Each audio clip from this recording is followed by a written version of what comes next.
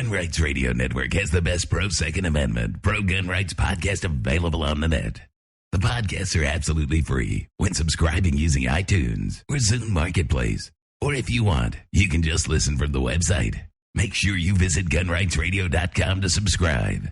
Podcasting freedom, one episode at a time. I'm Steve. I'm Rick. Welcome back to Power Factor. So today we're going to talk about target scoring, both from an IDPA perspective and also from a USPSA perspective. And the targets are actually very similar, like a lot of aspects of the two shooting sports. The idea for the target originated back in the 60s and 70s, a sort of a stylized humanoid shape. In the early days of IPSC, there were actually two targets, the option target and the metric target. And the metric target, although it's been redesigned somewhat over the years, it's the one that carried over into modern day USPSA. It's got a rectangular A zone and then the C and D zones around that upper panel with an A and a B zone.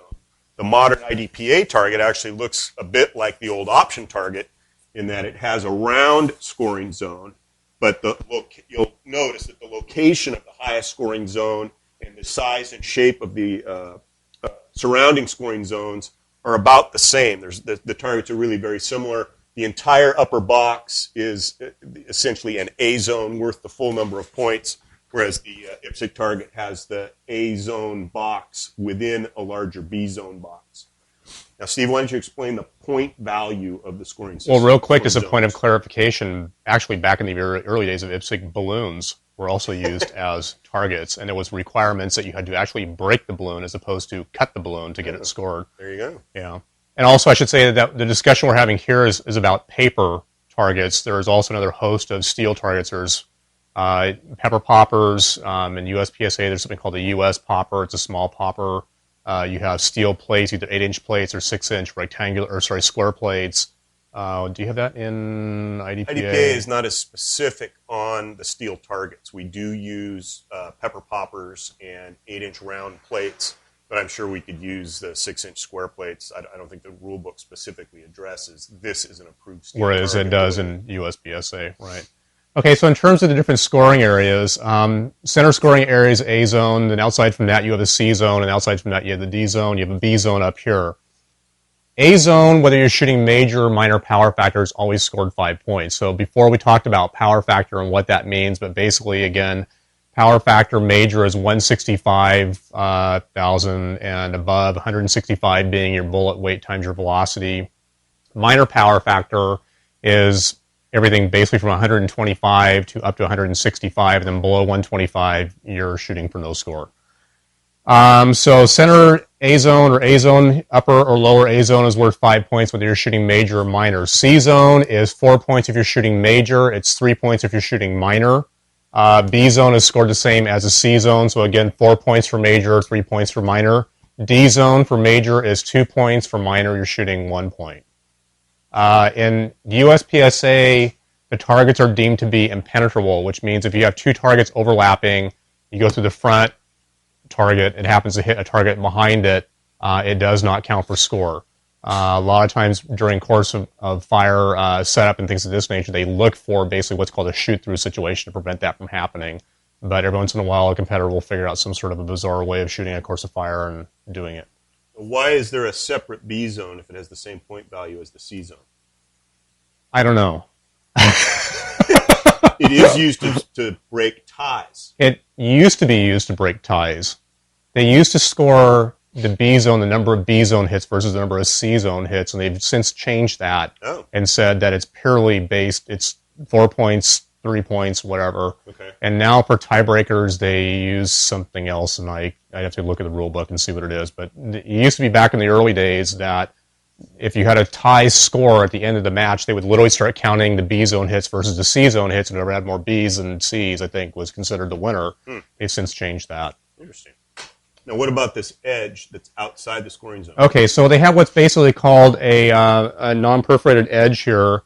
The outer edge of the target does not score. Now, the idea for that does not score the target. The idea for that is that you have to have a place to staple the target up to the wood at some point. And people will, a lot of times, unfortunately, not staple on the edge, but they will staple into the target.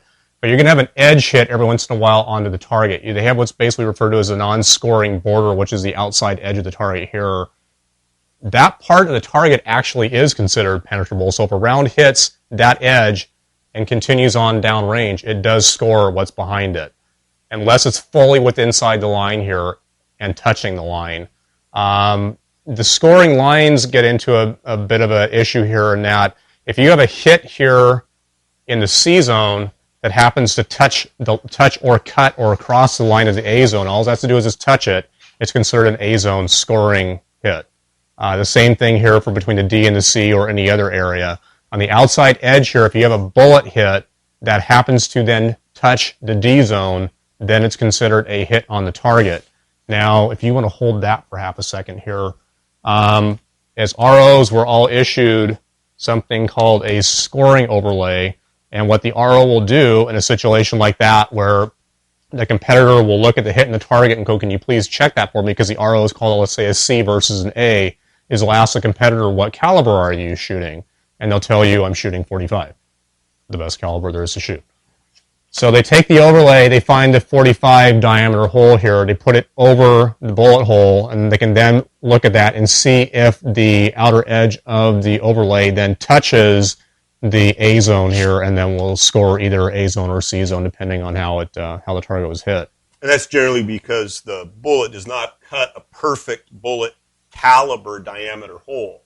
And so by centering the bullet hole in the template, you get the true edge of the hole and then get a nice sharp line to judge the scoring value. Yeah, even if you're shooting semi-wad cutters, which do cut a very nice clean hole, they're still a little bit smaller than the actual hole. The other thing that's actually interesting consideration is that, and this is a technical detail, but the outside of the bullet hole on the scoring overlay is the actual true diameter.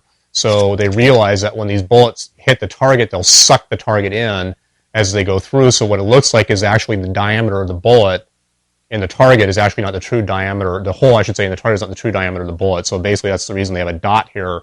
You center that over the bullet hole, and then you can actually see where the outer extreme is of the bullet on the target. And the scoring zones in the IDPA target are essentially the same in terms of point value as on the IPSC target. The center zone is worth 5 points. The zone around that is 1, down 1 or 4 points. And then the edge here is 3. The head is also worth 5. And we have the similar non-scoring area on the outside of this outer perf. The area outside the perf is about twice as wide on an IDPA target as it is on an IPSC target. You can actually, I think, get a full diameter 9mm hit completely in this non-scoring zone. And not score. And not score because it doesn't touch the perf.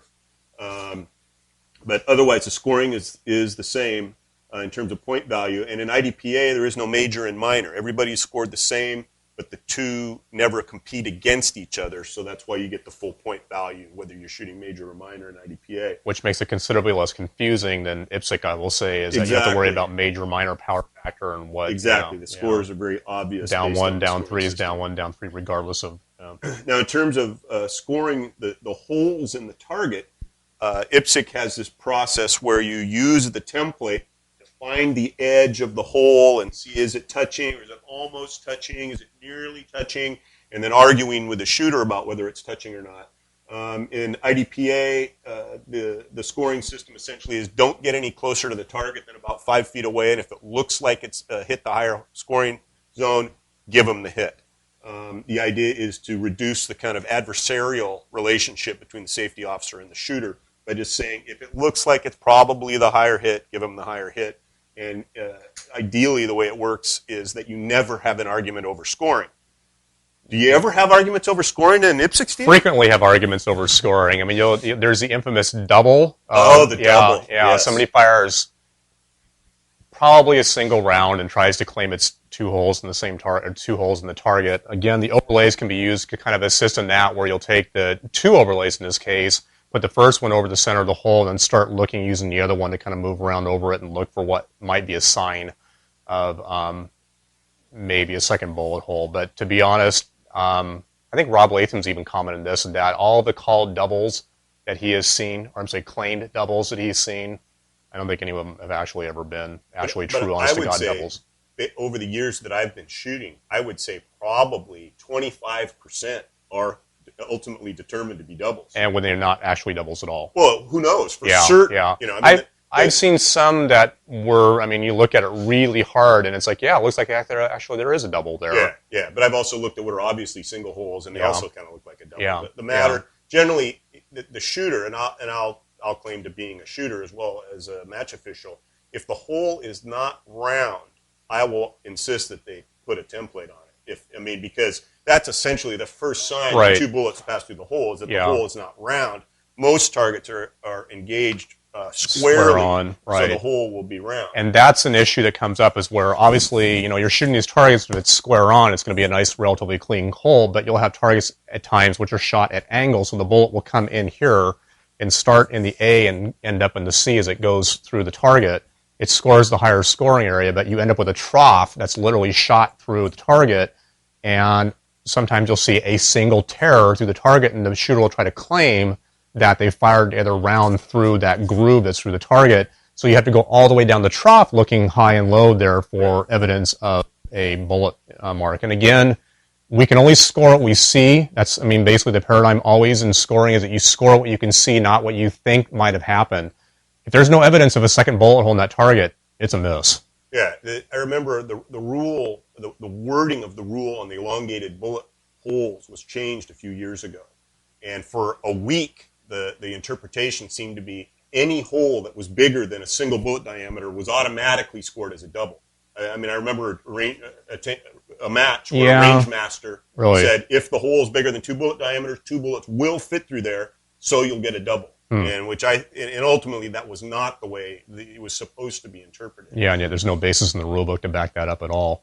Right, but at the time that the wording was changed, that was the interpretation. It's like, oh, well, I guess I don't, if it had something to do with, I think, was actually trying to prevent scoring any hole that was bigger than a single diameter as multiple hits. But the effect that it had was like anything that was bigger than a single diameter was going to be scored as two hits. And obviously you can't shoot targets through the back. They have to, bullets all have to go through the front. So if somebody, I mean, a lot of times they'll have drop turning targets where they'll switch back and forth like this, and somebody will shoot it, and they'll shoot it when it's actually exposing the back of the target, and it comes out the front, and they'll try to claim that it's a hit, and it's not. Yeah. You have to be pretty sharp. Yeah. The safety officers and range officers have to be pretty sharp.